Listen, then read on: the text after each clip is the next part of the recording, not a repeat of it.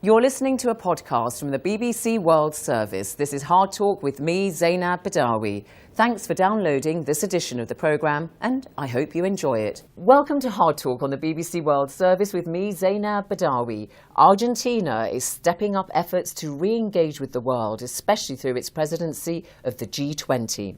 It says it wants better ties with the United States after many years of poor relations. My guest here in Davos is the Argentine Foreign Minister, Jorge Faurie. Just 7 months into the job, what's his assessment of ties with the Trump administration, which after all has been unsettling its neighbours in Latin America? Jorge Faurie in Davos, welcome to Hard Talk. Thank you very much for inviting and having me here today, Zainab. Our pleasure. So 2 years ago, when President Macri took office, he said he wanted to improve relations with the world and Argentina's neighbours. Just encapsulate for us, what does that mean? Well, we are trying to reopen Argentina to the world. We describe this as an intelligent insertion. We are trying to have good relations with everybody, particularly with our neighbors, trying to see what can we do with each one independent of the ideological position they have. All right. The big one, of course, is the United States. Yes. And President Macri said he wanted to chart a new course with Washington because after 14 years, first with President Néstor Kirchner and then succeeded by his wife, Cristina Fernández Kirchner, relations between Argentina and the United States were extremely poor. Are they good now? Well, we have done a lot of work together, both countries. And we have improved a lot in our political dialogue. We are in a permanent dialogue with the United States in different issues. We are having good economical relations.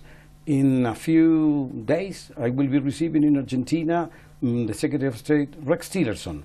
We had the visit of the Vice President of the United States.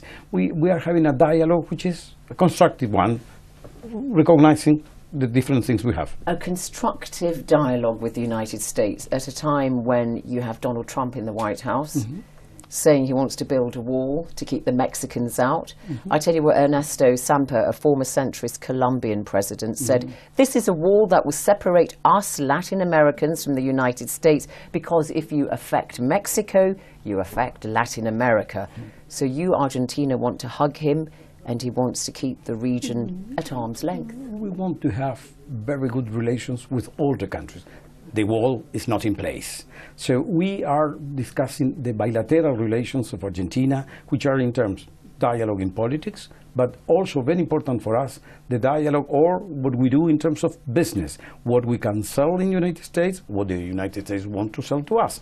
This is an important market. I'll come to economics in a moment, but I mean, you know, I'm just saying to you that here you are saying we want to have warm ties with the United States, and he's saying. I didn't say warm ties. I say that they have. You don't want to have warm ties with the United States. I have. You want to have cold relationship with neither. them. We do have constructive relations with all the countries, and we learn from each one what can we do. And I think that we have established, President Macri has established a dialogue with President Trump, which is good, and that enables us to call whenever we need to say, there is a problem here, we have to solve it. All right, but then let me just give you one problematic thing between Latin America, South America, Central America, and Washington. You know, sometimes it's the use of President Trump's colourful language. For example, he didn't want migrants from countries like El Salvador and Haiti, saying that these are S-hole countries. And this is what Salvador Sanchez Cheren, president of El Salvador, said. He said, I demand respect for the dignity of El Salvador's noble and courageous people. That was offensive language, wasn't it, about a country in your region? I mean, we share with all the Latin American countries excellent and historical relations. We are a country, we are open to migrants, and we respect the entity of each of the countries, the characteristic of each one of them. So for us... But it was offensive language, wasn't it? It's a language which is not good for a dialogue. No. You just said something which is interesting, because you said we are open to immigration from countries in Latin America. But, you know, that's not quite the case, because in 2017, President Macri government, your government, curbed immigration to Argentina from poorer countries in Latin America. And he said, my first concern is caring for Argentines, caring for ourselves. Where's your Latin American solidarity? We have our country with immigration from Uruguay, Paraguay, Bolivia, Peru, from Chile. Now we have plenty of people coming after the situation in Venezuela. We are a country that after 1942, it has open frontiers. What the president, so what did he mean then? No, the president was referring that we were not doing any kind of migratory control because we have open and we do not restrict the entrance of anyone coming from those countries. We just wanted to have register of who is coming and who is going. But it meant that newcomers from poorer countries in Latin America were not so welcome. Because in Latin America you have poor people in all of our countries, including Argentina. So it is not against poor people. We just wanted to know who is coming and who is going out from the neighboring and other countries. But you know, it provoked quite a reaction in the region. President Evo Morales of Bolivia in February last year said, brothers, Latin American presidents, we cannot follow the immigration policies of the North. It sounds like... I don't know if he was addressing it to somewhere else. May not have wanted because to say, in Argentina, but there's concern, though, that you may try to follow Trump's America First policy. 100 Bolivians living in Argentina, working with us, and they are a very constructive part of our society. And the same is for the Peruvians, the same is for the Paraguayans. There are complete neighborhoods in different areas or big cities of Argentina, which are Bolivian and Paraguay. So we do not have any, because we are all descendant from immigrants. But that's the point I was going to make to you, because this triggered a debate in the country. A radio show host... Some people wanted to make an issue of something which is not. And I know which radio you are referring to. You know, the radio show host, Raul Coleman, he said, the government wants to dilute the fact that a large share of us are children or grandchildren of immigrants, including President Mauricio Macri himself, the son of an immigrant. You know what from Italy. they define the Argentinians? The sons of the boats. Because we all descended from a boat. So we have no particular issues of race, religion, or whatever in Argentina to make difference. And migrants have been all the time in Argentina because we are ourselves migrants. So you said you want a constructive dialogue with the United States. But I tell you what, Andres Oppenheimer, who's the Latin American editor of the Miami, the Latin American editor of the Miami Herald, for those who don't know who he is. Okay. Thank you. Sorry. Fair enough. Wrote in December, so far the Trump administration has only pursued a negative agenda towards the region, opposing trade, immigration and environmental agreements and cutting foreign aid without offering any constructive plans to improve hemispheric ties. It sounds like you're extending the hand, but it's not being reciprocated. I can speak about myself for my own situation in the fair, as they say, translating from Spanish. We have a constructive dialogue in terms of trade. We have investment from the American companies. We have been reinstated in the generalized system of preference, which announce certain commercial barriers. So our dialogue with the United States is a reasonable one. Really? But hasn't the United States imposed tariffs on Argentine biodiesel? Yeah, but also Europe. Yeah. Yes. Well, we'll come to Europe in a second. But this is a trade tariffs on Argentine biodiesel. This is something that happens with different countries who discuss how we construct the price of our biodiesel. So the European Union, did the same. We went into a panel in the World Trade Organization. We won the panel. Now are the Americans doing this because there are people in the United States that feel affected. We say we are not truly affecting because you are importing from many, many other countries too. So we should discuss this. But this doesn't mean that the relation is good or bad. It's a commercial issue. I think that But you just said we want to open up trade and we so are, on. We are and then here you've got the United States imposing these trade tariffs. A product in which we discuss. We are sending food, we are sending lemons, we are sending rain, we are sending pork, we are sending different kind of things to the United States. We have a discussion concerning biodiesel. That's all. President Mauricio Macri, before he became president, was a mayor of Buenos Aires. Yes. And also, it is said, a former business associate of Donald Trump. Yeah, does that not present him with a conflict of interest, do you think? In a moment, many, many years ago, they thought about building something together in New York. This didn't happen at all. But is that all? Because I can tell you what the reports. There are reports in the press that when President Macri telephoned Donald Trump to congratulate him on becoming president, Donald Trump's daughter Ivanka was also on the phone, even though she didn't have security clearance. Number one, and that Donald Trump asked President Macri to approve construction of a $100 million Trump Tower in Buenos Aires. Well, I think that is very far-fetched from the press you are releasing. So that's not true. Both leaders denied this assertion. No, I mean, but you tell us what happened then. No, I mean, the President Macri called him to congratulate on his election, and he remembered him very, very well. They have been in touch sometimes during these more than 20 years, and that's it. I know you, you know me. That's good. It's good to have someone that I know sitting in the White Office. So you don't think that it might just create any kind of... No, not at all. Another aspect of your foreign policy in Argentina is that you say you want to promote human rights and democracy in the region, to kind of bring an ethical dimension to your foreign policy. We do promote human rights. And this is a long-standing position of Argentina after the ending of the military dictatorship. So this has been a permanent policy of all governments in Argentina, including yours. Okay, so you've got this ethical dimension to foreign policy, but when it comes to Venezuela and what's going on there, of course, all the problems that President Nicolas Maduro is having there, all the protests and so on and so forth, are you not taking too tough a line about what to do on Argentina? Which will be the line you will take when you are deprived of your liberty, the possibility of practicing your ideas, of having the possibility of being elected to office, of having political rights? Which will be the situation of liberty if you cannot feed yourself, if you cannot have access to medicament, if you are in an economy which is collapsing and nobody is taking care of you? So what is your policy towards Venezuela then? What do you want to see happen there? Regime change? Change? We want to have elections, fair elections that should be done the sooner the better. We want Venezuela to return to democracy. Democracy, as all countries recognize it is practice. You want regime change? You don't want to see Nicolas Maduro in power? We cannot put a word to say we want this or that.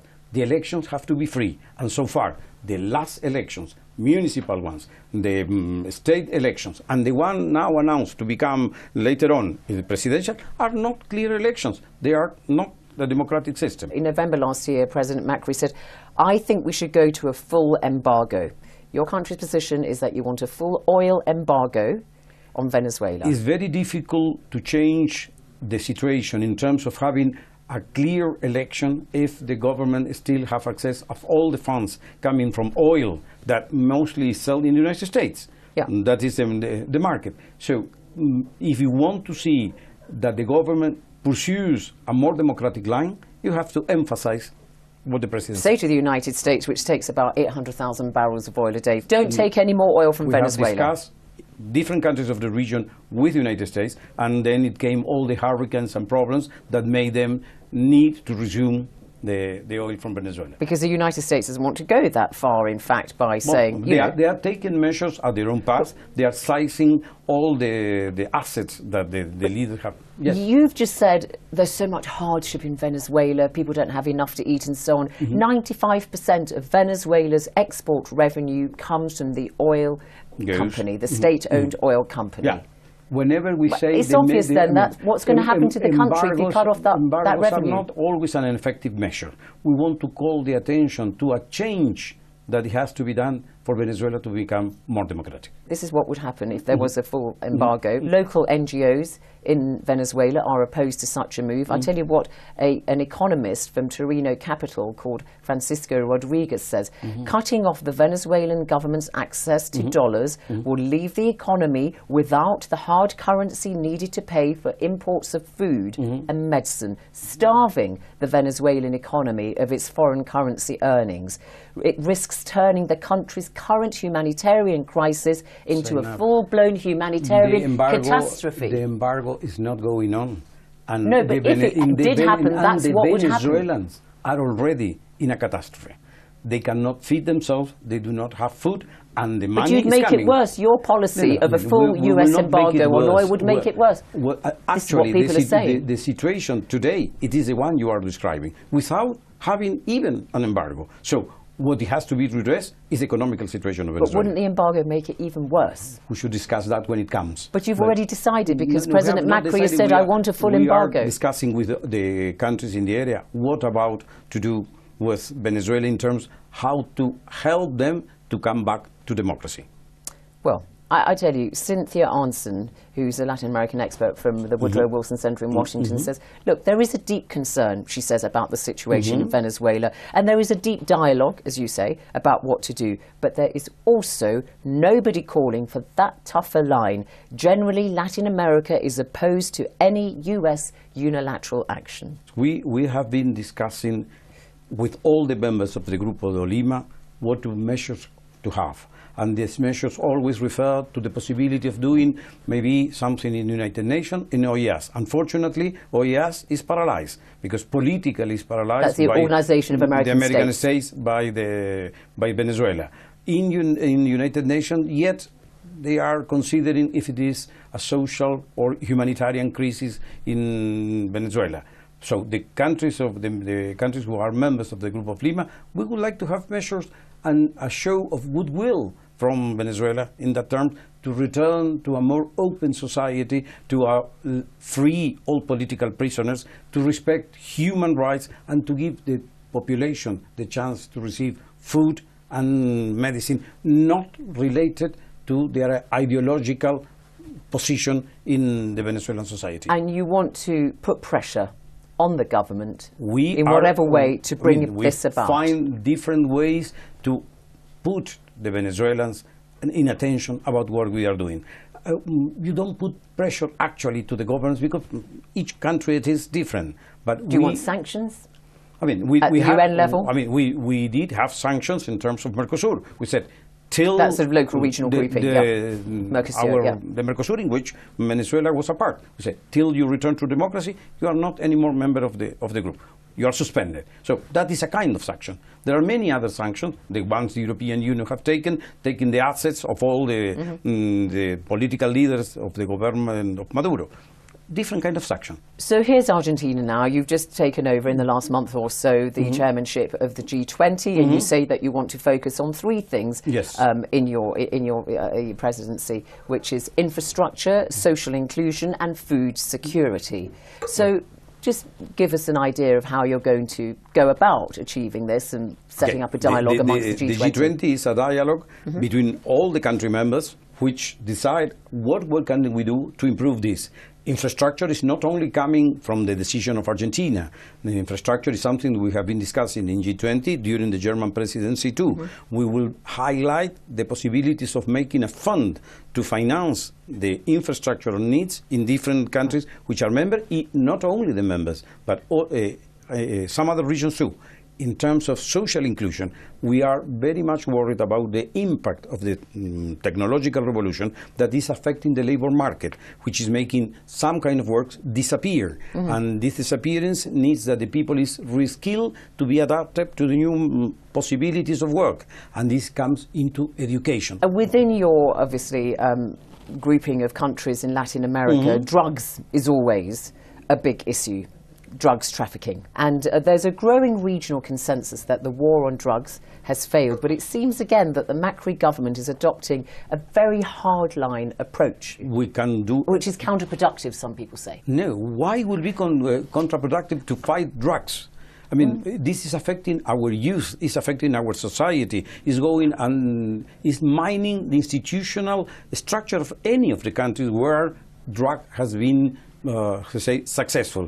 Look to precedents in different countries in the area. So we want to avoid that. So we have to have a very clear stance against drugs, as we have against terrorism, because there is a connection also between business of drugs with terrorism. But the criticism is this, and I'll give you an example of the kind of thing that's been said. Marcelo Bergman, who's a security expert, says that the Macri government is treating drugs mainly as a security issue. There is no energy, he says, devoted to programs for reducing demand or treating addicts. No, that's the part that's missing, he says. That is not true. Because that you're just taking it as a very tough Argentina police line. From many years, different governments, a very clear position in trying to help the ones which have come into the consumption. But now we have to pay attention also to the security issues that brings the drug business. So the other plans are still going on, and so far all have been developed during the many years. So this is a concern that the Argentinian society pays a lot of attention. What we are now paying attention is something that previous governments have not paid attention, which is the control of the borders concerning the people who brings in drugs. So another aspect of the challenges for your government is the fact that 2 years ago when this coalition government came to power, the economy was in a very bad state, heavily indebted, and people were finding it's a real sort of struggle. The cost of living was very, very high. Inflation was rampant. Absolutely. So, this centrist, pro-market government comes in, but expectations are high, aren't they? And you've got to deliver. Yes. But the President Macri's party doesn't have a majority in Parliament. So, how easy, how difficult is it going to be for him to try to get his pro-market reforms through? That makes much more worthwhile all the changes and reforms that President Macri and his government are doing just to improve our economical situation. The first thing we have to improve was our macroeconomics. We mentioned inflation was rampant, deficit was absolutely high. Wasteful subsidies, cut off from international credit, you remember?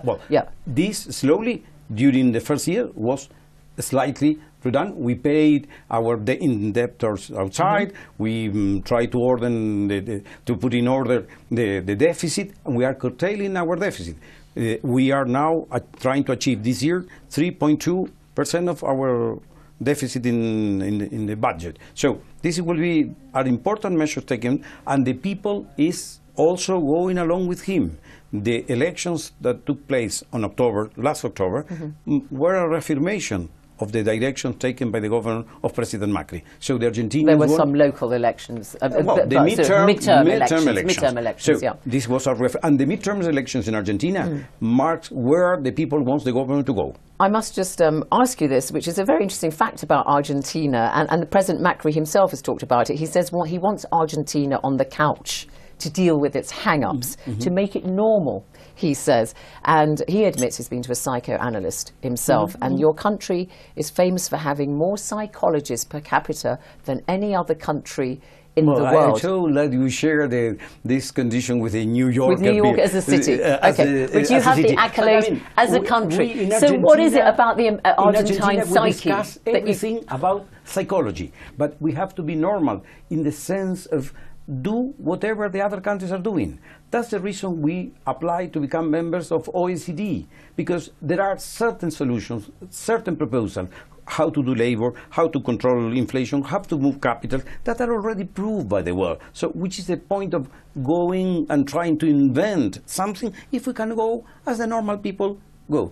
As we say, we are not going to invent bread nor the scissors, and we use the bicycle as everybody does. So that is a normal country, which is a psychological approach to life, because you have to be more common sense.